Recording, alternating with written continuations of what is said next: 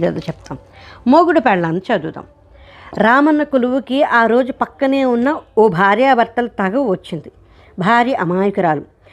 పాపం భర్త కూడా చెడ్డవాడేం కాదు, కానీ తన మాట నెగ్గలేదన్న కారణంతో భార్యతో కాపురం చేయనని పట్టుబడుతున్నాడు. రామయ్య తన కూతురికి నిరుడే పెళ్లి చేశాడు. వియ్యాలవారు కట్నకాలుకలు అడగకుండా పెళ్లి ఖర్చులు కూడా సగం పెట్టుకుని మరీ రామయ్య కూతుర్ని తన ఇంటికి కోడలిగా చేసుకుంటున్నారు. ఆమె భర్త అత్తమామలు ఆమె ప్రేమగా చూసుకుంటున్నారు. ఇప్పుడు ఆమె గర్భవతి అయి ప్రసవించింది. పుట్టింది ఆడపిల్ల.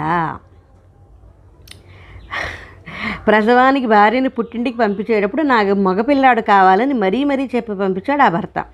ఆమె ఆడపిల్లను కన్నది కనుక నా మాట వినని భార్య నాకు వద్దు అంటూ ఇప్పుడు మొండిపట్టు పడుతున్నాడు.